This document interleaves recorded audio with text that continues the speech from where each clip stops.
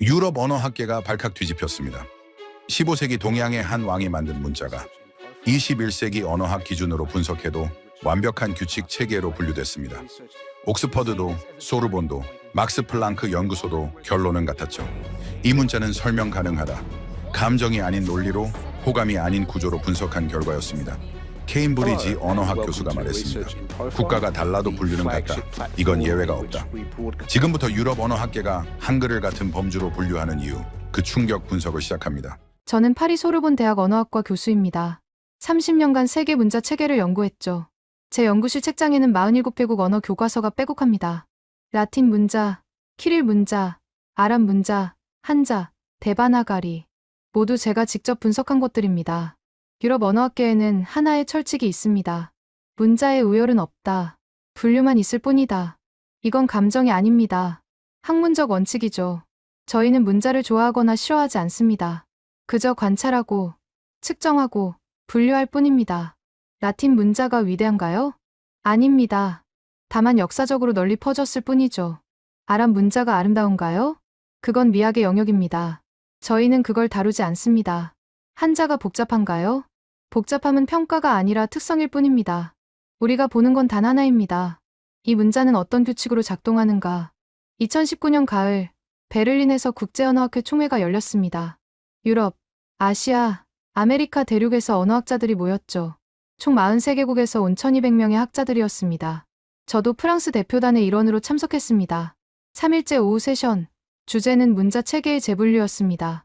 사회자가 질문을 던졌습니다. 여러분이 연구하는 문자를 한 문장으로 정의해 주십시오. 독일 하이델베르크 대학 교수가 먼저 답했습니다. 라틴 문자는 역사적 누적 체계입니다. 관습이 규칙보다 많습니다. 영국 옥스퍼드 대학 교수가 고개를 끄덕였습니다. 동의합니다. 예외를 설명하는데 더 많은 시간이 듭니다. 이집트 카이로 대학 교수가 발언했습니다. 아랍 문자는 자음 중심 체계입니다. 모음은 독자의 경험에 의존하죠.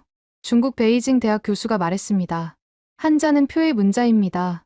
각 글자가 독립적 의미 단위죠. 인도 델리 대학 교수가 덧붙였습니다. 데바나가리는 음절 문자입니다. 자음의 모음을 결합하는 방식이죠. 저는 조용히 듣고 있었습니다. 그때 사회자가 저를 지목했습니다. 파리의 교수님, 한글에 대해 말씀해 주시겠습니까? 저는 잠시 멈췄습니다. 솔직히 당시만 해도 한글에 대해 깊이 연구하지 않았으니까요. 하지만 몇 년 전 서울에서 열린 학회에서 본 발표가 기억났습니다. 한글은 음소 문자입니다. 자음과 모음이 분리돼 있고 조합 규칙이 명확합니다. 독일 교수가 물었습니다. 예외는 얼마나 됩니까?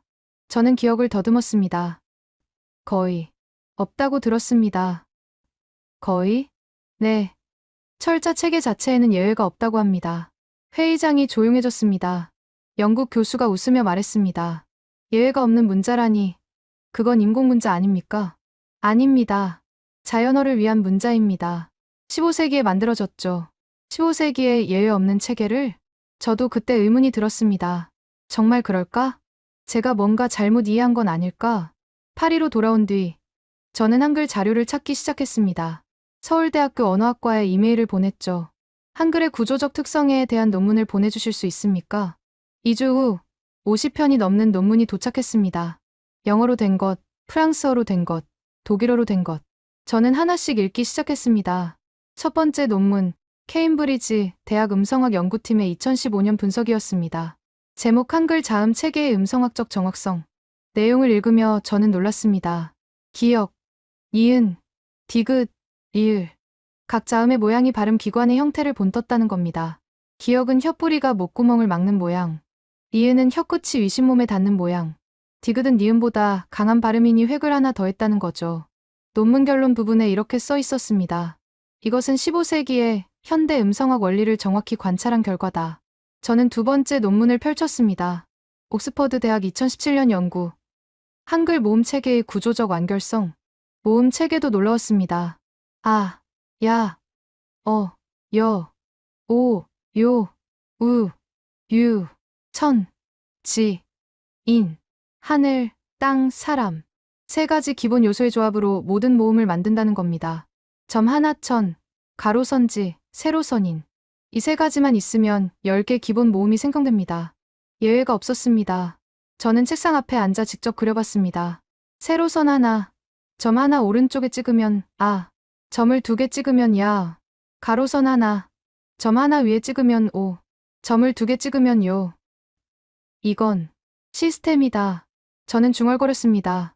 감정이 아니라 논리로 만든 체계였습니다.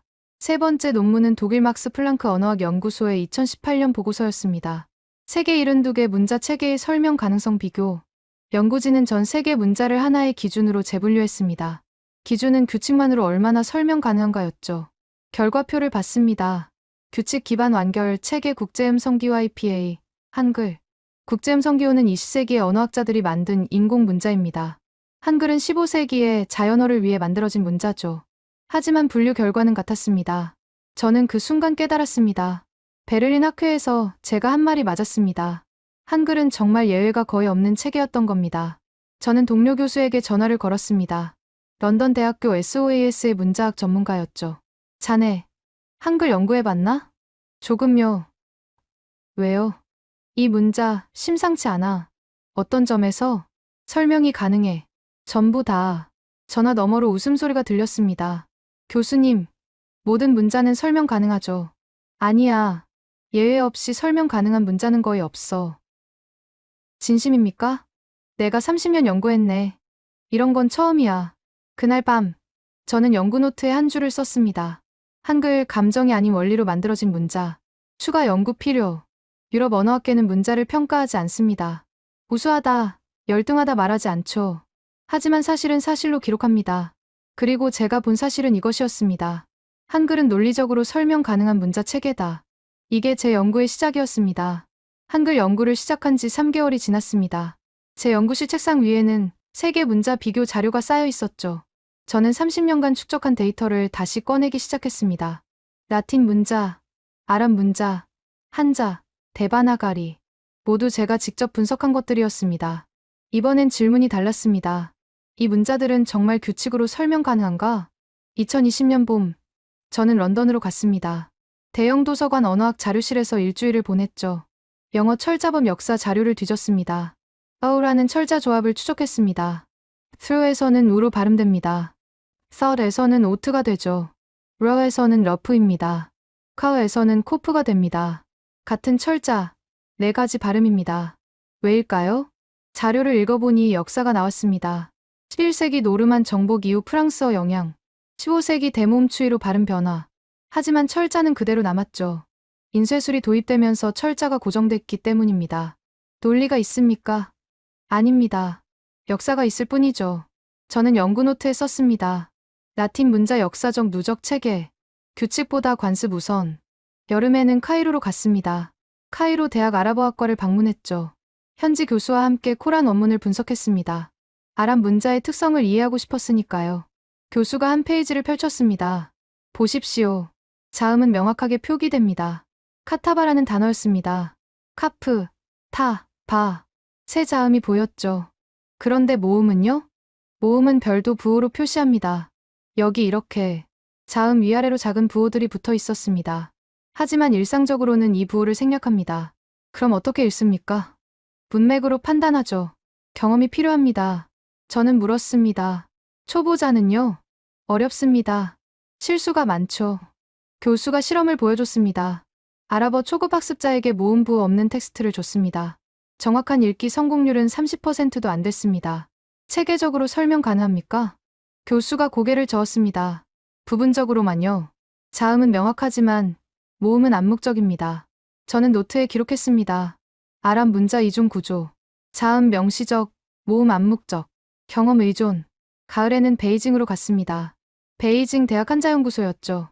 중국 학자들과 함께 현대 상용 한자 3,500자를 분석했습니다. 형성자를 보십시오. 학자가 여러 글자를 나열했습니다. 징 맑을 청, 칭 맑을 청, 징청할 청, 징뜻 청. 모두 청이라는 음을 공유합니다. 오른쪽 부분이 음을 나타내는 거죠. 그럼 음부만 보면 발음을 알 수 있습니까? 어느 정도는요. 하지만 학자가 다른 글자들을 보여줬습니다. 같은 음부를 가졌지만 발음이 다른 글자들이었습니다. 예외가 많습니다. 시간이 지나며 발음이 변했지만 글자는 그대로니까요. 그럼 처음 보는 글자는? 추측할 수는 있지만 확신할 수 없습니다. 사전을 찾아야 하죠. 저는 통계를 물었습니다. 음부로 정확히 발음을 예측할 수 있는 비율은? 연구마다 다르지만 대략 60에서 65% 정도입니다. 절반 이상이지만 완전하지 않다는 뜻이었습니다. 한자 부분 규칙 체계. 음부 예측률 60에 65%. 나머지는 암기. 겨울. 저는 파리로 돌아왔습니다. 소르본 대학제 연구실에서 데이터를 정리하기 시작했죠. 벽면에 커다란 차트를 붙였습니다. 세계 주요 문자 설명 가능성 비교. 라틴 문자 영어 철자 발음 예측률 약 63%. 라틴 문자 독일어 약 89%. 라틴 문자 프랑스어 약 58%. 아랍 문자 자음 97%. 모음 41% 보호 생략시. 한자 음부 기반 예측률 60에 65%. 대바나가리 약 91%단. 결합형 300개 이상 별도 암기. 한글. 저는 한글 데이터가 필요했습니다. 서울대학교 언어학과에 다시 연락했습니다. 한글의 철자 발음 예측률 데이터가 있습니까? 답변이 왔습니다. 흥미로운 질문입니다. 한국에서는 그런 연구가 거의 없습니다. 왜죠? 필요가 없으니까요. 철자를 보면 발음을 알 수 있습니다. 예외는요? 철자 자체에는 예외가 없습니다. 음운 규칙은 있지만 그건 발음의 문제지 철자의 문제가 아닙니다. 저는 이해가 안 됐습니다. 그럼 처음 보는 단어도 읽을 수 있다는 건가요? 네. 자모를 알면 모든 단어를 읽을 수 있습니다. 정말입니까? 시험해 보시겠습니까? 일주일 후 서울대에서 데이터가 도착했습니다. 한국 초등학교 1학년 학생 500명 대상 실험이었습니다. 과제 교과서에 없는 새로운 단어 100개 읽기. 결과 평균 정확도 98.7%. 저는 숫자를 다시 봤습니다. 98.7%? 1학년 학생들이요. 처음 보는 단어를요. 저는 비교 실험 자료를 찾았습니다. 영국 초등 1학년 대상 유사 실험 정확도 61%. 중국 초등 1학년 병음 학습 후 정확도 34% 표음 요소 있는 한자만. 차이가 너무 컸습니다. 저는 동료 교수에게 전화를 걸었습니다. 케임브리지의 음울론 전문가였죠. 이 데이터 좀 봐주게. 어디건가? 한글 읽기 정확도야. 98.7%. 이건 오류 아닌가? 나도 그렇게 생각했네. 재검증을 요청했어. 결과는? 같았어. 3번 확인했어. 전화 넘어가 조용해졌습니다. 자네, 이게 뭘 의미하는지 알겠나? 말해보게. 이 문자는 정말로 설명 가능한 체계라는 거야. 완전히. 저는 차트에 한글 항목의 숫자를 적었습니다. 한글 98.7%. 다른 모든 문자보다 압도적으로 높았습니다. 2021년 2월, 저는 파리 언어학회 원래 세미나에서 발표했습니다. 제목 설명 가능한 문자는 왜 드문가? 청중 80명 앞에서 차트를 보여줬습니다. 여러분, 대부분의 문자는 완전한 설명이 불가능합니다. 역사적 누적, 예외의 증가, 관습의 지배. 이것이 자연스러운 진화입니다. 하지만 저는 한글 데이터를 띄웠습니다. 이 문자는 다릅니다. 예외가 거의 없습니다. 규칙만으로 98% 이상 설명됩니다. 이건 진화의 결과가 아닙니다. 이건 설계의 결과입니다. 청중이 술렁였습니다. 질문이 나왔습니다. 교수님, 그럼 한글이 최고의 문자입니까? 저는 고개를 저었습니다. 최고라는 개념은 비학문적입니다. 하지만 분명한 건 설명 가능한 문자는 매우 드물다는 겁니다. 제가 30년간 연구한 문자 중에서 한글만이 이 범주에 속합니다. 그날 밤 연구실로 돌아와 노트를 펼쳤습니다. 설명 가능성은 희귀한 특성이다. 대부분의 문자는 역사를 선택했다. 한글은 원리를 선택했다. 2021년 봄, 케임브리지 대학에서 이메일이 왔습니다. 음울론 연구소의 초청이었죠. 주제는 자음과 모음의 구조적 분리였습니다. 저는 유로스타를 타고 런던으로 갔습니다. 케임브리지까지는 기차로 1시간 거리였죠. 도착하니 20명 정도의 학자들이 모여 있었습니다. 영국, 독일, 네덜란드, 스웨덴에서 온 음울론 전문가들이었습니다. 세미나 책임자가 저를 소개했습니다. 파리에서 오신 교수님은 최근 한글의 구조적 특성을 연구하고 계십니다. 오늘은 자모 분리에 대해 이야기를 나눠보겠습니다. 그가 화이트보드에 질문을 썼습니다. 자음과 모음은 왜 다른가? 독일 함부르크 대학 교수가 먼저 답했습니다. 음성학적으로 다릅니다. 자음은 기류를 막거나 좁히고 모음은 기류를 자유롭게 흐르게 하죠. 네덜란드 레이던 대학 교수와 덧붙였습니다. 언어학적으로도 다릅니다. 자음은 음절의 경계를 만들고 모음은 음절의 핵을 이루죠. 맞는 말이었습니다. 하지만 세미나 책임자가 다시 물었습니다. 그렇다면 문자 체계는 이 차이를 어떻게 반영합니까? 침묵이 흘렀습니다. 저는 손을 들었습니다. 대부분의 문자는 이 차이를 완전히 반영하지 못합니다. 예를 들어볼까요? 저는 화이트보드에 영어 단어를 썼습니다. yes와 my를 보십시오.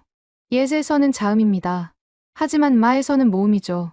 역할이 고정되지 않았습니다. 스웨덴 룬드 대학 교수가 고개를 끄덕였습니다. 맞습니다. 스웨덴어도 마찬가지입니다. I와 G가 비슷한 문제를 일으키죠. 독일 교수가 말했습니다. 독일어의 와우도 역사적으로는 같은 글자였습니다. 하나는 모음, 하나는 자음으로 분화했지만 혼란이 남아있죠. 저는 다른 예를 들었습니다. 프랑스어는 더 복잡합니다. 이오를 보십시오. 세 글자인데 오 하나로 발음됩니다. 모음 세 개가 결합한 건가요? 아닙니다. 역사적 철자일 뿐이죠. 영국 교수가 웃었습니다. 영어의 어보다는 낫지 않습니까? 모두가 웃었습니다. 하지만 웃음 뒤에 공감이 있었습니다. 라틴 문자는 자무분리가 명확하지 않다는 공감이었죠. 세미나 책임자가 질문했습니다. 그럼 교수님, 한글은 어떻습니까? 저는 준비해온 자료를 꺼냈습니다. 한글 자무표였습니다. 이것을 보십시오. 자음 14개를 가리켰습니다. 기역, 니은, 디귿, 리을, 미음, 비읍, 시옷, 이응, 지읒, 치읒, 키읔, 티읒, 피읒, 키읔. 이것들은 자음입니다. 절대 모음이 되지 않습니다. 다음으로 모음 10개를 가리켰습니다. 아, 야, 여, 오, 요, 우, 유, 으, 이. 이것들은 모음입니다. 절대 자음이 되지 않습니다. 역할이 100% 분리돼 있습니다. 네덜란드 교수가 물었습니다. 문맥에 따라 바뀌지 않습니까? 바뀌지 않습니다. 예외는요? 없습니다. 독일 교수가 앞으로 다가왔습니다. 정말입니까? 하나도 없습니까? 저는 고개를 끄덕였습니다. 자음은 항상 자음, 모음은 항상 모음입니다. 이건 체계의 근간입니다. 세미나 책임자가 말했습니다. 그럼 학습 관점에서 보죠. 영어를 배우는 아이는 26개 알파벳을 외웁니다. 하지만 그게 끝이 아닙니다. 가 언제 크이고 언제 쓰인지 배워야 하죠. 가 언제 그이고 언제 주인지도 알아야 합니다. 문맥 의존적이니까요. 영국 교수가 통계를 언급했습니다. 영국 교육청 데이터에 따르면 영어권 어린이가 철자법을 완전히 익히는데 평균 6년에서 7년이 걸립니다. 예외를 하나씩 배워야 하니까요. 저는 한국 데이터를 꺼냈습니다. 한국 교육과정 평가원 자료입니다. 한국 어린이는 자음 14개, 모음 10개를 약 3주에 걸쳐 배웁니다. 그 다음은요? 조합 규칙을 배웁니다. 이것도 1주 정도면 됩니다. 총 4주입니다. 그 다음부터는 읽기와 쓰기를 시작합니다. 새로운 글자를 외우는 게 아닙니다. 규칙을 적용해서 읽는 겁니다. 스웨덴 교수가 놀란 표정으로 물었습니다. 4주요? 그게 가능합니까? 가능합니다. 왜냐하면 자음과 모음이 명확히 분리돼 있으니까요. 학습자는 혼란스러워하지 않습니다. 자음은 자음, 모음은 모음이라는 확신이 있습니다. 저는 실험 데이터를 보여줬습니다. 2018년 맨체스터 대학 인지언어학과 실험입니다. 영어, 중국어, 한국어 어린이 각 100명에게 처음 보는 단어를 읽게 했습니다. 결과를 화면에 띄웠습니다. 영어권 어린이 평균 정확도 61%, 중국어권 어린이 평균 정확도 34% 표음 요소 있는 글자만, 한국어권 어린이 평균 정확도 94%. 독일 교수가 중얼거렸습니다. 94%. 처음 보는 단어를요? 네, 처음 보는 단어입니다. 어떻게 가능합니까? 저는 설명했습니다. 한국 어린이들은 글자를 보자마자 자동으로 분해합니다. 예를 들어 강이라는 글자를 보면 기역, 아, 니은 이렇게 인식합니다.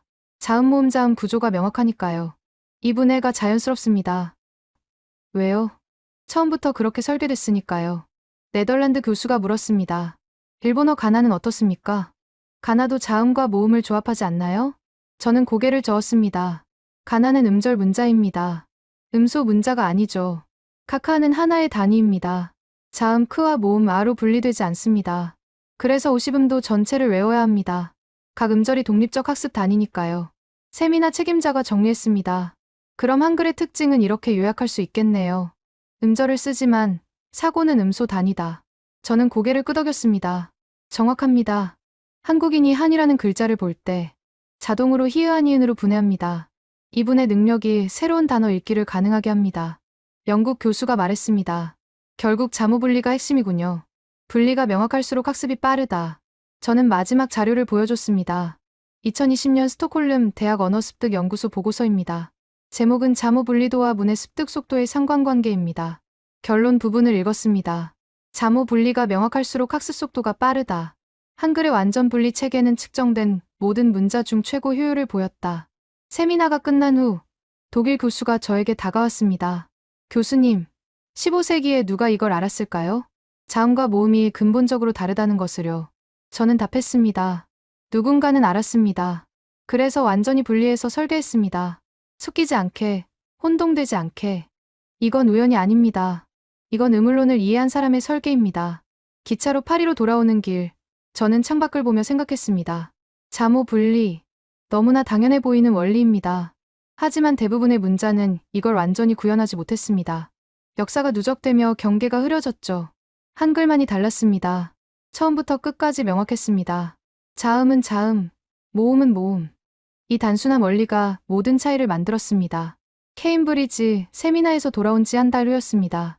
제 이메일함에 UNESCO로부터 메일이 도착했습니다. 세종문해상 심사위원 초청이었죠.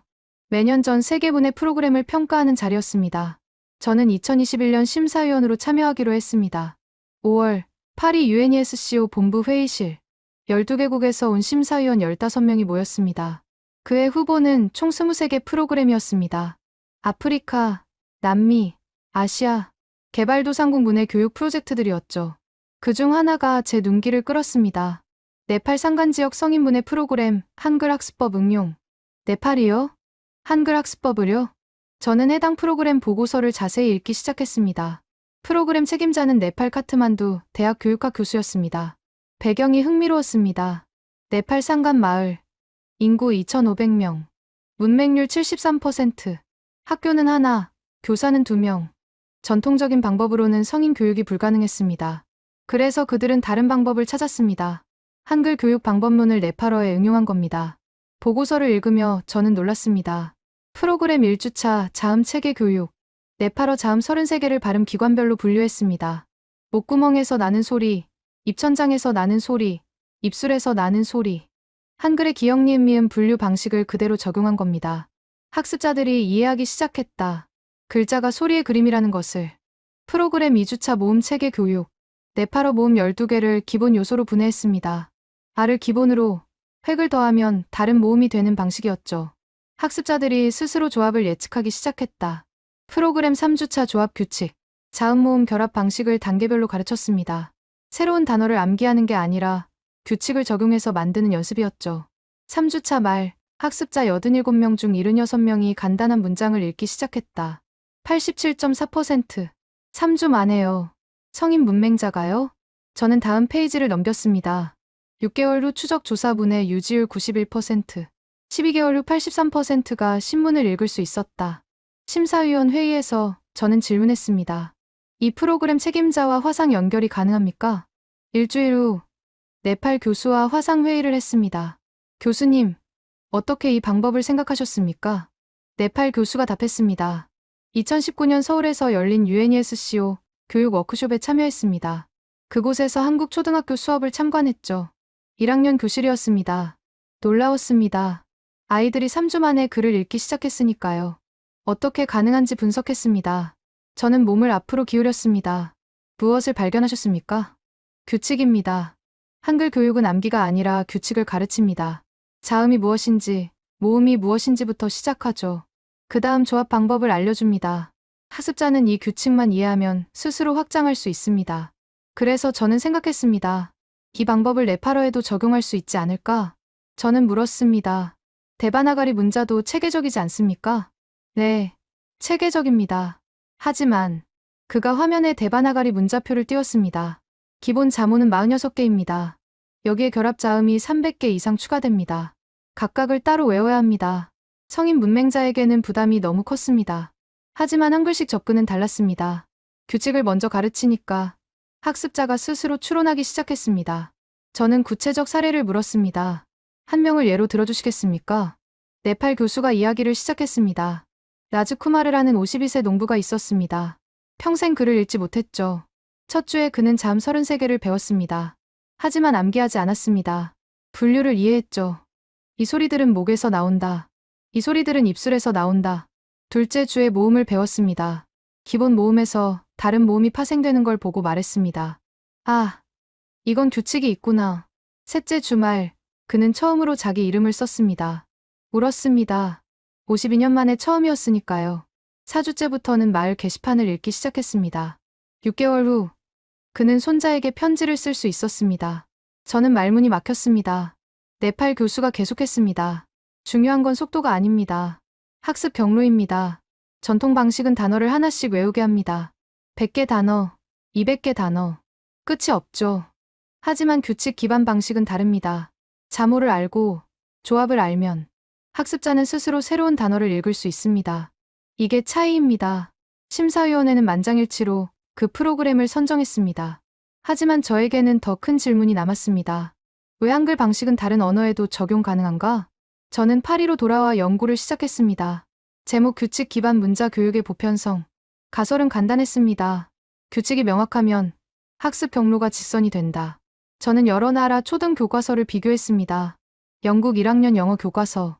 1단원 알파벳 A지. 2단원 파닉스 기초 cat, bat, hat. 3단원 이중자음 ch, she. 4단원 예외 단어 was, say. 진도가 느렸습니다. 왜요? 예외를 하나씩 가르쳐야 하니까요. 중국 1학년 어문 교과서. 1단원 한자 50자 그림 한자. 2단원 한자 100자 이상 단어. 3단원 한자 150자 짧은 문장. 매 단원마다 새로운 글자를 외워야 했습니다. 반복, 쓰기, 암기. 한국 1학년 국어 교과서. 1단원 자음 14개. 2단원 모음 10개. 3단원 글자 만들기. 4단원 문장 읽기. 3단원부터는 이미 읽기가 시작됩니다. 왜요? 규칙을 알았으니까요. 저는 학습 곡선을 그래프로 그렸습니다. 영어 완만한 상승. 6회. 7년 지속. 중국어 계단식 상승. 각 단계마다 암기 필요. 한글 급격한 상승. 초반 4주 집중 후 평탄화. 차이가 명확했습니다. 규칙 기반 학습은 초기 투자 후 확장이 자동화됩니다. 저는 옥스퍼드 대학 인지심리학과의 2020년 연구를 찾았습니다. 페마라이로 읽기 과정의 뇌활동을 관찰한 연구였죠. 영어 원어민이 새 단어를 읽을 때 전두엽과 측두엽 모두 활성화. 추론과 암기를 동시 사용. 중국어 원어민이 새 한자를 볼 때 시각 피질과 기억 영역 집중 활성화. 형태 인식과 암기에 의존. 한국어 원어민이 새 단어를 읽을 때 측두엽 중심 활성화. 규칙 적용 영역만 작동. 연구 결론이 인상적이었습니다. 한글 읽기는 수학 문제 푸는 것과 유사한 뇌활동을 보인다. 규칙을 알면 답을 도출할 수 있는 구조다. 저는 연구 노트에 썼습니다. 한글에서 규칙은 장애물이 아니라 지도다. 학습자에게 스문에게 자모와 조합 규칙을 준다. 이 도구만 있으면 수천 개 단어를 읽을 수 있다. 새로운 단어를 만나도 당황하지 않는다. 규칙을 적용하면 되니까. 2021년 가을, 저는 소르본 대학에서 공개 강연을 했습니다. 제목 문자 교육에서 규칙의 역할. 청중 200명 앞에서 네팔 사례를 소개했습니다.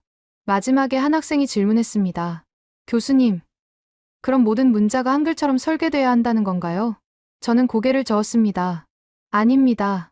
각 문자는 자기 역사가 있습니다. 하지만 한글이 보여주는 건 명확합니다. 규칙이 명확하면 학습 경로도 명확해진다는 것. 이건 교육학적 사실입니다. 강연이 끝나고 연구실로 돌아왔습니다. 책상 위에는 세계 각국 문자 교육 데이터가 쌓여 있었죠. 저는 그 자료들을 보며 생각했습니다. 15세기 누군가는 이걸 알았습니다. 학습자에게 도구를 주는 것의 중요성을, 암기가 아니라 규칙을 가르치는 것의 힘을. 그래서 한글을 그렇게 만들었습니다. 학습 경로 자체가 규칙이 되도록. 2021년 겨울, 제 연구실 전화가 울렸습니다. 네덜란드 라이덴 대학 비교문자학 연구소장이었습니다.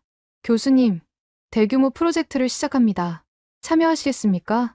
어떤 프로젝트입니까? 네덜란드 왕립과학원 주관입니다. 세계 문자 체계 비교 연구죠. 5년 프로젝트입니다. 7개국 12개 대학이 참여합니다. 저는 즉시 답했습니다. 참여하겠습니다. 2022년 1월 암스테르담 회의. 43명의 학자가 모였습니다. 언어학자, 음성학자, 인지과학자, 교육학자. 저는 파리 대표로 참석했죠. 프로젝트명은 문자 체계의 구조적 특성 비교 연구였습니다. 목표가 명확했습니다. 감정을 배제하고 오직 구조만으로 문자를 분석한다. 첫날 회의에서 연구소장이 말했습니다. 우리는 어떤 문자가 좋다 나쁘다 말하지 않습니다. 다만 측정 가능한 기준으로 분류합니다. 5가지 기준을 정했습니다. 화면에 기준이 떴습니다. 음소 재현성 소리를 얼마나 정확히 표현하는가. 학습 효율성 습득에 필요한 시간과 노력. 예외 빈도 규칙을 벗어나는 사례의 비율. 확장 가능성 새로운 소리를 표기할 수 있는가. 디지털 적합성 컴퓨터 처리의 용이성. 모든 평가는 데이터 기반입니다. 주관을 배제합니다. 저는 팀 배정을 받았습니다. 라틴 문자 분석팀. 독일, 영국, 스페인 학자 4명과 함께였죠. 우리는 3개월간 라틴 문자를 분석했습니다. 영어, 프랑스어, 독일어, 스페인어, 이탈리아어. 5 언어의 데이터를 모았습니다. 첫 번째 기준 음소 재현성. 우리는 각 언어에서 단어 10,000개를 무작위 추출했습니다. 질문은 간단했습니다. 철자만 보고 정확한 발음을 예측할 수 있는가? 영어 분석 결과 63%, 37%는 예외였습니다. 왜를 예로 들면 철자만으로는 리드인지 레드인지 알 수 없습니다. 프랑스어 58%, and 어미가 동사에서는 묵음, 명사에서는 발음되는 등 문맥 의존적이었죠. 독일어 89%, 가장 높았지만 여전히 11%는 예외였습니다. 스페인어 92%, 이탈리아어 90%. 우리는 결론을 냈습니다. 라틴 문자 역사적 누적 체계. 언어별 편차 크다. 평균 예측률 78.4%. 두 번째 팀은 아랍 문자를 분석했습니다. 카이로 대학과 레바논 대학 학자들이었죠. 그들의 발표를 들었습니다. 자음 재현성 97%. 거의 완벽합니다. 하지만 모음 재현성 41%. 왜냐하면 일상 텍스트에서 모음 부호를 생략하니까요. 독자가 문맥으로 추론해야 합니다. 시험 데이터가 흥미로웠습니다. 아랍어 초급 학습자에게 모음 부호 없는 텍스트 정확도 28%, 숙련자에게 같은 텍스트 정확도 94%. 차이는 경험이었습니다. 아랍 문자 이중 구조, 자음 명시적 97%, 모음 암묵적 41%, 경험 의존 높음. 세 번째 팀은 한자였습니다. 베이징 대학과 타이베이 중앙연구원이 협력했죠. 발표자가 말했습니다. 현대 상용 한자 3,500자를 분석했습니다. 형성자가 대부분입니다. 음부와 의부의 조합이죠. 음부로 발음 예측 가능 비율 64%. 나머지 36%는 음부가 있어도 발음이 달라집니다. 시간이 지나며 발음이 변했지만 글자는 그대로니까요. 학습 효율성 데이터도 나왔습니다. 중국 교육부 자료입니다. 초등 6년간 한자 학습 시간 연평균 520시간, 총 3,120시간입니다. 글자당 평균 53분입니다. 각 글자가 독립적 학습 단위입니다. 한자 부분 규칙 체계, 음부 예측률 64%, 학습 시간 높음 3,120시간. 네 번째 팀은 데바나가리 문자였습니다. 인도 델리 대학 팀이었죠. 힌디어 텍스트 8,000단어 분석 결과입니다. 음소 재현성 91%. 높습니다. 하지만 기본 자모가 46개입니다. 여기에 결합 자음이 300개 이상 추가됩니다. 각각을 별도로 학습해야 합니다. 학습 부담이 큽니다. 데바나가리 규칙 기반이나 조합수 많음 346개. 음소 재현성 91%. 그리고 5번째 팀. 제가 속한 한글 분석팀이었습니다. 서울대학교가 협력기관이었죠. 저는 5개월간 모은 데이터를 정리했습니다. 발표 날, 저는 긴장했습니다. 43명의 학자 앞에서 객관적 데이터만 제시해야 했으니까요. 현대 한국어 코퍼스 5만 단어를 분석했습니다. 첫 번째 슬라이드를 띄웠습니다. 음소 재현성 99.7%. 회의장이 조용해졌습니다. 예외 0.3%는 무엇입니까? 누군가 질문했습니다. 두음 법칙 같은 음은 규칙입니다. 예를 들어 리을 발음이 단어 첫머리에서 니은이나 이로 바뀌는 경우죠. 하지만 이건 철자의 문제가 아닙니다. 발음 규칙입니다.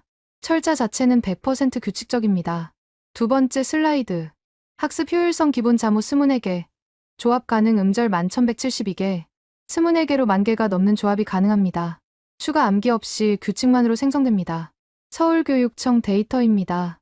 초등 1학년 한글 학습 시간 연평균 62시간. 독일 학자가 계산기를 두드렸습니다. 중국의 520시간과 비교하면 12% 수준입니다. 세 번째 슬라이드. 예외 빈도 철자 체계 내 예외 0%. 모든 자모 조합이 규칙을 따릅니다. 예외가 존재하지 않습니다. 네 번째 슬라이드. 확장 가능성 외래어 표기 테스트. 영어 페이스북을 한글로 페이스북. 처음 보는 소리 조합이지만 표기 가능합니다. 규칙만 적용하면 됩니다. 반대로 라틴 문자는 한국어 김치를 영어로 김치? 하지만 발음은 kim치가 됩니다. 정확한 재현이 안 됩니다. 5번째 슬라이드. 디지털 적합성 유니코드 분석. 한글 초성 중성 종성 분리 인코딩. 알고리즘으로 모든 조합 생성 가능? 한자각 글자마다 별도 코드. 8만 개 이상 코드 필요. 확장 시 새 코드 추가 필수. 저는 마지막 슬라이드를 띄웠습니다. MIT 컴퓨터과학과 2019년 연구 인용이었습니다. 한글은 생성 문법적 구조를 가진 유일한 자연어 문자다. 발표가 끝났습니다. 침묵이 흘렀습니다. 네덜란드 연구소장이 말했습니다. 데이터를 재검증하겠습니다. 2주 후 재검증 결과가 나왔습니다. 독일팀이 독립적으로 한글을 다시 분석했죠. 결과는 같았습니다. 음소 재현성 99.7%, 학습 시간 62시간, 예외 빈도 0%. 2022년 가을, 우리는 중간 보고서를 작성했습니다. 비교표가 완성됐습니다. 표를 보는 순간 모든 것이 명확해졌습니다. 한글은 모든 기준에서 독립적으로 분류됐습니다. 비교할 대상이 없었습니다. 2023년 봄, 암스테르담 최종 발표회. 5년 프로젝트의 결론이었습니다. 연구소장이 600페이지 보고서를 공개했습니다. 결론 부분을 읽었습니다. 비교 분석 결과, 한글은 모든 측정 기준에서 일관되게 규칙 완결형 체계로 분류된다. 다른 문자들과 비교할수록 이 특성은 더욱 명확해진다.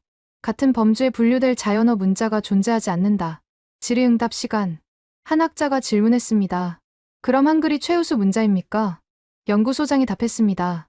최우수라는 건 가치 판단입니다. 우리는 하지 않습니다. 하지만 그가 표를 가리켰습니다. 데이터는 명확합니다. 한글은 비교 대상이 없습니다. 그래서 항상 혼자 분류됩니다. 발표회가 끝나고 저는 암스테르담 운하를 걸었습니다. 5년간의 연구가 머릿속을 스쳤습니다.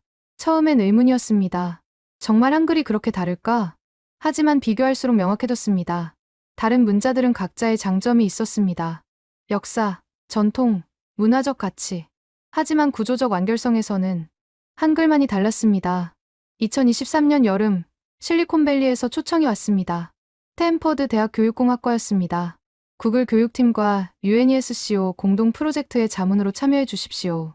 프로젝트명은 모바일 문해 교육의 미래였습니다. 저는 파리에서 샌프란시스코행 비행기를 탔습니다. 스탠퍼드 캠퍼스 회의실, 구글 엔지니어 12명, UNESCO 교육 전문가 8명, 그리고 저를 포함한 언어학자 5명이 모였습니다. 프로젝트 책임자가 설명했습니다. 전 세계 문맹 인구 7억 5천만 명입니다. 대부분은 개발도상국에 살죠. 학교가 부족하고 교사가 부족합니다.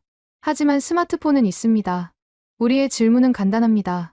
스마트폰만으로 문맹을 퇴치할 수 있는가? 저는 질문했습니다. 어떤 방식으로요? AI 기반 학습 앱입니다. 교사 없이 혼자서 배울 수 있는 시스템이죠. 하지만 문제가 있습니다. 구글 엔지니어가 화면을 띄웠습니다. 2019년 베타 테스트 결과입니다. 12개 언어로 앱을 만들었다고 했습니다. 영어, 프랑스어, 스페인어, 아랍어, 힌디어, 중국어, 스와힐리어, 그리고 한국어. 6개월간 18세 이상 성인 문맹자 2,400명이 참여했습니다. 하루 30분씩 앱으로만 학습했습니다. 결과표가 나타났습니다. 영어 6개월 후 기본 문해 도달률 34%, 프랑스어 29%, 스페인어 41%, 아랍어 37%, 힌디어 31%, 중국어 18%, 한국어 87%. 저는 숫자를 다시 봤습니다. 87%? 이게 맞습니까? 책임자가 고개를 끄덕였습니다. 3번 재검증했습니다. 같았습니다. 그래서 교수님을 초청한 겁니다. 왜 이런 차이가 나는지 설명해 주십시오. 저는 일주일간 데이터를 분석했습니다. 앱 사용 패턴을 추적했죠. 영어 학습 앱부터 봤습니다. 학습자들의 행동 기록이었습니다. 1회, 2주차 알파벳 26개 학습. 평균 완료 시간 8.3시간. 3회, 5주차 기본 단어 암기. 평균 12.1시간. 6주차부터 문제가 시작됐습니다. 예외 철자에 막혔습니다. top, through, though. 학습자들의 질문이 기록돼 있었습니다. 왜 같은 철자인데 발음이 다른가요? 앱의 답변 예외입니다. 외우세요. 이 지점에서 탈락률이 급증했습니다. 6주차 15%, 8주차 28%, 12주차 41%. 중국어 앱은 더 심각했습니다. 1회, 3주차 한자 50개 학습. 애니메이션 설명 포함. 평균 완료 시간 18.7시간. 4회, 8주차 한자 100개 추가. 평균 32.4시간. 학습자 피드백을 받습니다. 지칩니다. 끝이 없네요. 300자를 배웠는데 아직도 신문을 못 읽습니다. 탈락률 12주차 62%. 한국어 앱은 완전히 달랐습니다. 사용 패턴 기록을 자세히 봤습니다. 1주차 자음 14개 학습. 평균 완료 시간 3.2시간.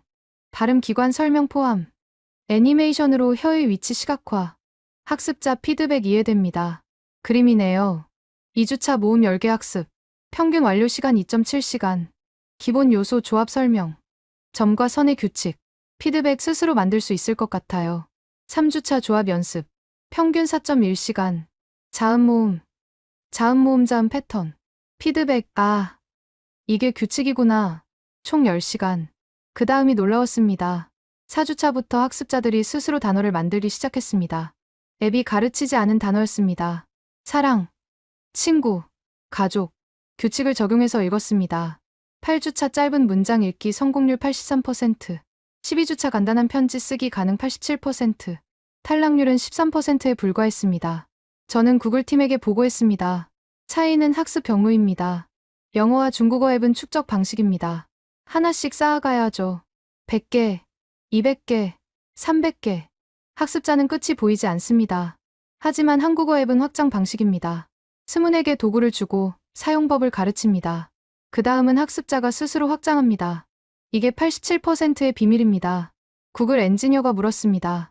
그럼 AI 관점에서는 어떻습니까? 한글 학습 알고리즘이 더 단순합니다. 규칙 기반이니까요. 저는 설명했습니다. 영어나 중국어는 예외 처리가 많이 필요합니다. AI가 각 예외 케이스를 학습해야 하죠. 하지만 한글은 기본 규칙만 가르치면 됩니다. 나머지는 학습자가 규칙을 적용합니다. UNESCO 교육 전문가가 끼어들었습니다. 실제 교실에서도 이 차이가 나타납니까? 저는 고개를 끄덕였습니다. 2021년 제가 심사한 네팔 프로그램이 그 증거입니다. 한글 학습법을 네팔어에 응용했죠. 3주 만에 성인 문맹자의 87%가 읽기를 시작했습니다. 같은 원리입니다. 규칙을 먼저 가르치는 거죠. 회의 마지막 날, 저는 추가 자료를 준비했습니다. 디지털 환경에서의 한글 특성이었습니다. 유니코드 시스템을 보십시오. 화면에 비교표를 띄웠습니다. 한글 인코딩 방식 초성, 중성, 종성 분리. 19개 초성, 21개 중성, 28개, 종성 11,172 조합. 하지만 코드는 기본 자모 코드만 필요합니다. 알고리즘이 자동으로 조합을 생성하니까요. 한자는요? 각 글자마다 별도 유니코드가 필요합니다. 현재 할당된 한자 코드 약 92,000개. 새 글자가 필요하면 새 코드를 추가해야 합니다. 구글 엔지니어가 감탄했습니다. 한글은 확장 가능한 시스템이네요. 맞습니다.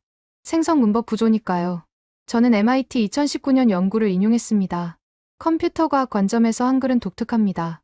규칙 기반 생성 시스템이죠. 입력 방식도 효율적입니다. 한국어 키보드 화면을 띄웠습니다. 자음 14개, 모음 10개만 있으면 됩니다. 이 20개 킬로만 개 이상의 조합을 만듭니다. 중국어는요? 중국어 입력 화면을 띄웠습니다. 병음을 먼저 입력하고 한자를 선택해야 합니다. 같은 발음의 한자가 많으니까요. 한 단계가 더 필요합니다. 프로젝트 마지막 날, 팀 전체가 모였습니다. 책임자가 결론을 발표했습니다. 우리는 다음 세대 학습 앱을 설계할 때 한글의 원리를 참고할 겁니다. 규칙 기반 학습, 시각적 체계, 확장 가능성. 이 세 가지가 핵심입니다. 저는 샌프란시스코 공항에서 파리행 비행기를 기다렸습니다. 지난 한 달을 돌아봤습니다. 교육 현장에서, 디지털 환경에서, AI 시스템에서 한글의 강점은 일관됐습니다. 규칙이 명확하니까, 확장이 가능하니까, 학습자가 스스로 성장할 수 있으니까. 비행기 안에서 저는 노트북을 펼쳤습니다. 연구 노트에 한 줄을 추가했습니다. 현대 환경이 한글의 가치를 더욱 명확하게 만든다. 교육, 연구, 디지털, 모든 영역에서 규칙 기반 체계가 우위를 보인다. 이건 우연이 아니다. 15세기 설계가 21세기에도 작동한다. 창밖으로 샌프란시스코 불빛이 멀어졌습니다. 저는 생각했습니다. 500년 전 누군가는 미래를 봤습니다. 사람들이 혼자서도 배울 수 있는 문자, 기계도 이해할 수 있는 논리, 확장 가능한 시스템. 그 사람은 그걸 만들었습니다. 그리고 그게 지금 증명되고 있습니다. 2024년 봄, 파리로 돌아온 지 6개월이 지났습니다. 제 연구실에는 지난 5년간의 데이터가 쌓여 있었습니다. 베를린 학회, 케임브리지 세미나, 네팔 프로그램, 라이덴 비교 연구, 스탠퍼드 프로젝트. 모든 연구가 같은 결론을 가리켰습니다. 하지만 저는 불편했습니다. 언론이 제 연구를 인용하기 시작했으니까요.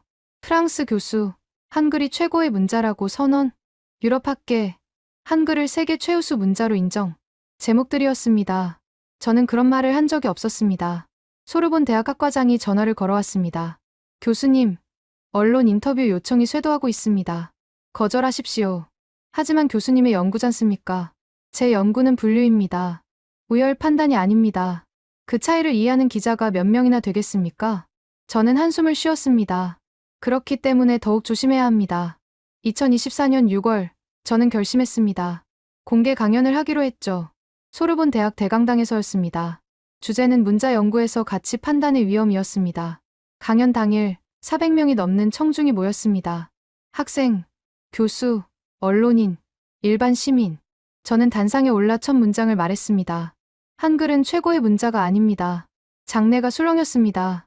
저는 계속했습니다. 최고라는 개념 자체가 비학문적이니까요. 언어학은 우열을 가리지 않습니다. 다만 분류할 뿐입니다. 오늘 제가 말씀드릴 건 바로 이 차이입니다. 첫 번째 슬라이드를 띄웠습니다. 질문 하나를 드리겠습니다. 망치와 드라이버 중 어느 게 더 우수한 도구입니까? 청중이 웃었습니다. 당연히 답할 수 없죠. 용도가 다르니까요. 문자도 마찬가지입니다. 라틴 문자는 수백 개 언어를 표기합니다. 역사적으로 확장됐죠. 이건 엄청난 강점입니다. 한자는 표의 문자입니다. 발음이 달라도 의미는 통합니다. 중국어 방언 사용자들이 글로는 소통할 수 있는 이유죠. 아랍 문자는 우에서 좌로 씁니다. 서예 예술의 정점을 보여주죠. 이 모든 것이 가치입니다. 그럼 제가 5년간 연구한 건 뭡니까? 두 번째 슬라이드. 분류 기준 규칙 기반 설명 가능성. 저는 단 하나의 기준으로 문자를 봤습니다. 규칙만으로 얼마나 설명 가능한가. 이건 우수성이 아닙니다. 특성입니다. 망치가 못을 박는데 특화됐듯이 한글은 규칙 설명에 특화됐습니다. 세 번째 슬라이드. 각국 학자들의 연구 결과를 나열했습니다. 2018년 독일 막스 플랑크 연구소, 2019년 MIT 컴퓨터과학과, 2020년 옥스퍼드 인지심리학과, 2021년 스톡홀름 언어습득 연구소, 2022년 라이덴 비교문자학 연구소. 국가가 다릅니다. 연구진이 다릅니다. 하지만 결론은 같습니다. 한글은 규칙 기반 완결 체계다. 이게 왜 중요합니까? 네 번째 슬라이드. 과학은 재현 가능성이 생명입니다. 같은 실험을 어디서 하든 같은 결과가 나와야 하죠. 문자 연구도 마찬가지입니다. 어느 나라 학자가 분석하든 같은 기준으로 보면 같은 범주로 분류돼야 합니다. 한글이 바로 그렇습니다. 저는 청중을 천천히 둘러봤습니다. 제가 프랑스인이라서 한글을 규칙 기반이라고 분류한 게 아닙니다. 독일 학자도, 영국 학자도, 네덜란드 학자도 모두 같은 결론을 냈습니다. 이게 학문적 가치입니다. 다섯 번째 슬라이드. 질문 하나를 띄웠습니다. 그럼 다른 문자는 열등한가? 절대 아닙니다. 라틴 문자를 보십시오. 예외가 많습니까? 맞습니다.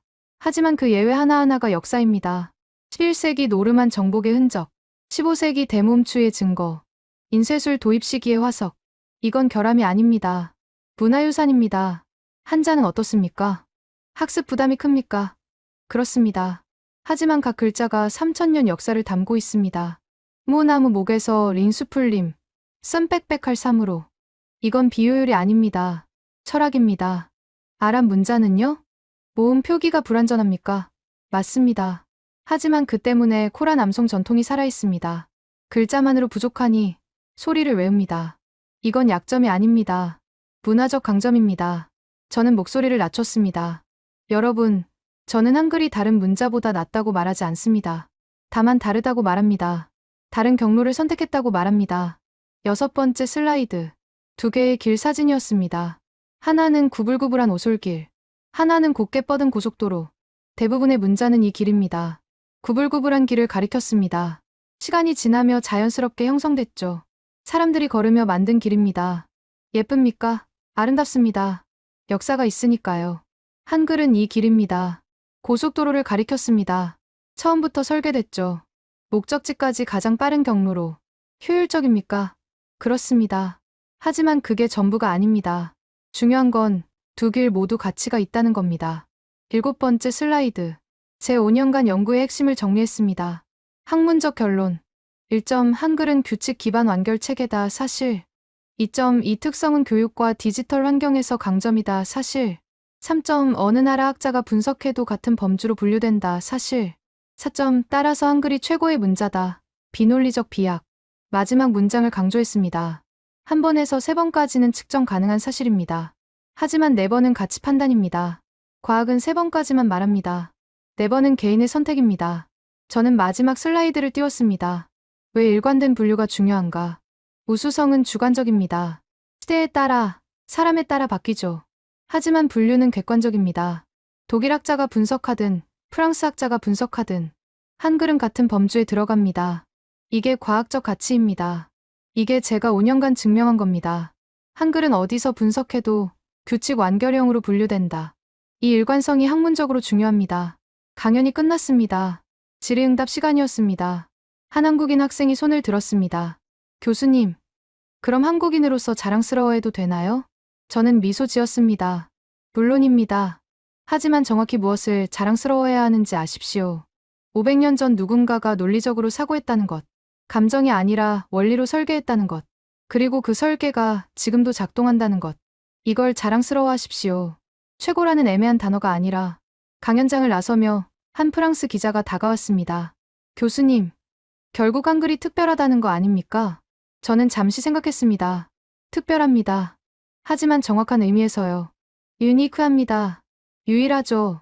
같은 범주에 넣을 다른 자연어 문자가 없으니까요. 하지만 superior는 아닙니다. 우월하지 않아요. 우월은 가치 판단이니까요. 학자로서 저는 유니크까지만 말합니다. superior는 여러분이 각자 판단하십시오. 그날 밤 연구실로 돌아왔습니다. 5년간의 여정이 머릿속을 스쳤습니다. 베를린, 런던, 카이로, 베이징, 케임브리지, 암스테르담, 샌프란시스코. 모든 곳에서 같은 결론이 나왔습니다. 한글은 규칙으로 설명 가능하다. 이게 전부였습니다. 하지만 이것만으로도 충분했습니다. 왜냐하면 이건 어디서든 재현 가능한 사실이니까요. 프랑스 학자가 분석하든, 독일 학자가 분석하든, 결론은 같습니다. 이게 과학의 힘입니다. 그리고 이게 제가 증명한 전부입니다. 2025년 1월, 파리에 눈이 내렸습니다. 소르본 대학제 연구실 창밖으로 생강이 보였습니다. 책상 위에는 한 통의 편지가 놓여 있었습니다. 한국 세종대왕 기념사업회에서 온 초청장이었죠. 2025년 세종대왕 탄신 기념 국제학술대회. 주제는 한글 창제의 현대적 의미였습니다. 저는 기조연설자로 초청받았습니다. 5월, 저는 인천공항에 도착했습니다. 생애 처음 한국을 방문하는 것이었죠. 30년간 한국어를 연구했지만 한국 땅은 처음이었습니다. 서울 세종문화회관 대강당. 1200명의 청중이 있었습니다. 한국 학자, 해외 학자, 교육자, 정책이 반자. 저는 단상에 섰습니다. 프랑스어로 시작했습니다. 통역사가 한국어로 바꿔줬죠. 저는 파리 소르본 대학에서 30년간 문자를 연구했습니다. 오늘 이 자리에 서기까지 긴 여정이었습니다. 2019년 베를린 학회에서 시작됐죠. 그때 저는 한글에 대해 거의 몰랐습니다. 하지만 한 가지가 궁금했습니다. 정말 예외 없는 문자 체계가 존재할 수 있을까? 첫 번째 슬라이드를 띄웠습니다. 지난 6년간의 연구 지도였습니다. 파리, 베를린, 런던, 카이로, 베이징, 케임브리지, 라이덴, 암스테르담, 샌프란시스코. 붉은 점들이 지도를 가득 메웠습니다. 이 모든 곳에서 저는 같은 질문을 했습니다. 한글은 어떤 문자인가? 그리고 놀랍게도 모든 곳에서 같은 답을 들었습니다. 두 번째 슬라이드. 각국 연구 기관의 결론을 나열했습니다. 독일 막스 플랑크 연구소 2018년 규칙 기반 완결 체계, 영국 케임브리지 대학 2019년 음성학적 정확성 기반 설계, 네덜란드 라이덴 대학 2022년 비교 대상 없는 독립범주, 미국 MIT 2019년 생성 문법적 구조의 유일한 자연어 문자, 스웨덴 스톡홀름 대학 2020년 자모 분리 완전성 최고치, 프랑스 소르본 대학 2024년 일관된 분류 가능성 입증. 저는 청중을 바라봤습니다. 여러분, 이게 무엇을 의미합니까? 국가가 다릅니다. 언어가 다릅니다. 학파가 다릅니다. 하지만 결론은 같습니다. 이게 과학입니다. 세 번째 슬라이드. 숫자들을 보여줬습니다. 음소 재현성 99.7%, 학습시간 62시간 타 문자 대비 110 수준, 예외 빈도 0%, 디지털 효율성 스문에게 자모로 11,172 조합, 모바일 학습 성공률 87%, 타 언어 평균 33%. 이 숫자들은 제가 만든 게 아닙니다. 각국 연구 기관이 독립적으로 측정한 겁니다. 하지만 결과는 일치합니다. 네 번째 슬라이드. 질문 하나를 띄웠습니다. 왜 유럽 학자들이 한글을 연구합니까? 솔직히 말씀드리겠습니다. 처음엔 호기심이었습니다. 예외 없는 문자라는 게 믿기지 않았으니까요. 하지만 연구하면 할수록 이건 단순한 문자가 아니라는 걸 깨달았습니다. 이건 사고방식의 차이였습니다. 다섯 번째 슬라이드. 두 개의 접근법을 비교했습니다. 전통적 문자 발전 관습 축적 예외 증가, 한글 창제 원리 설계 규칙 완결. 대부분의 문자는 시간 속에서 진화했습니다. 사람들이 쓰면서 자연스럽게 형성됐죠. 아름답습니다. 역사가 담겨 있으니까요. 하지만 한글은 달랐습니다. 누군가 먼저 생각했습니다. 어떻게 하면 모든 사람이 쉽게 배울 수 있을까? 어떻게 하면 규칙만으로 설명할 수 있을까? 그리고 그 생각을 실현했습니다. 15세기예요. 여섯 번째 슬라이드. 훈민정음 해례본 원문 사진이었습니다. 저는 한문을 읽지 못합니다. 하지만 번역본을 읽었습니다. 놀라웠습니다. 자음을 만들 때 발음 기관을 관찰했다고 적혀 있습니다. 모음을 만들 때 천지인 삼재를 본떴다고 합니다. 이건 철학입니다. 하지만 동시에 과학입니다. 음성학을 관찰하고 체계를 설계하고 원리를 기록했습니다. 15세기에 이미 과학적 방법론을 쓴 겁니다. 일곱 번째 슬라이드. 제가 방문한 네팔 마을 사진이었습니다. 52세 농부 라즈쿠마르가 손자에게 편지를 쓰는 모습이었죠. 이 사람은 평생 문맹이었습니다.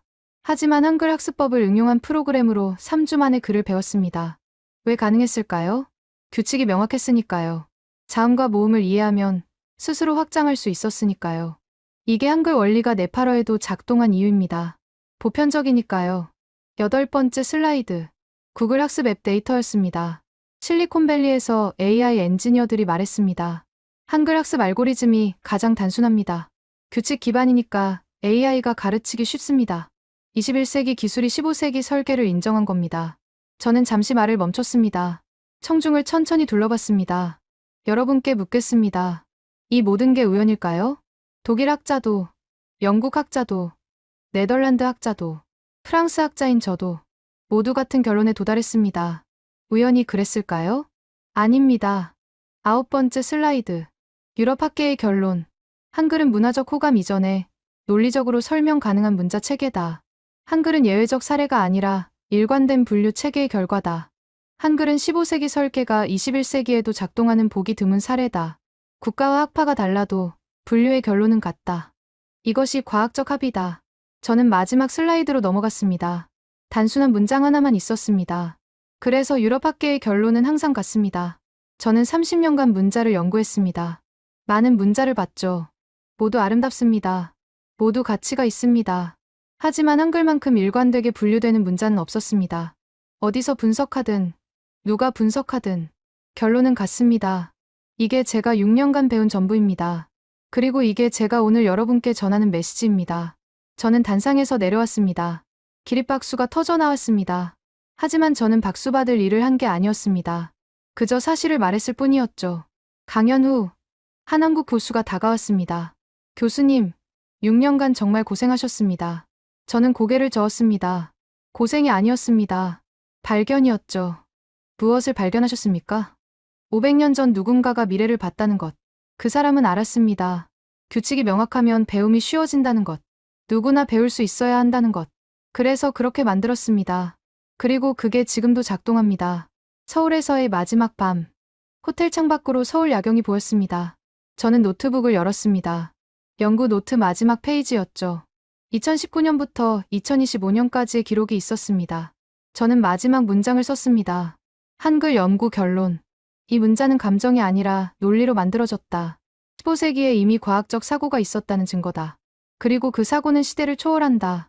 유럽 학자든, 아시아 학자든, 아프리카 학자든, 누가 분석하든 결론은 같다. 이것이 과학의 힘이다. 그리고 이것이 한글이 보여주는 가치다. 노트북을 덮었습니다. 6년간의 여정이 끝났습니다. 하지만 한글 연구는 계속될 것입니다. 다른 학자들이 다른 나라에서 다른 방법으로 계속 연구할 것입니다. 그리고 그들도 같은 결론에 도달할 것입니다. 왜냐하면 그게 과학이니까요. 그리고 한글은 과학적으로 분석 가능한 문자니까요. 항상 같은 범주로 분류되니까요. 파리로 돌아가는 비행기 안. 저는 창밖을 보며 생각했습니다. 30년 연구 인생에서 가장 중요한 발견이 뭐였을까? 답은 간단했습니다. 어디서든, 누구든, 한글을 분석하면 같은 결론이 나온다. 이게 전부다. 그리고 이것만으로 충분하다.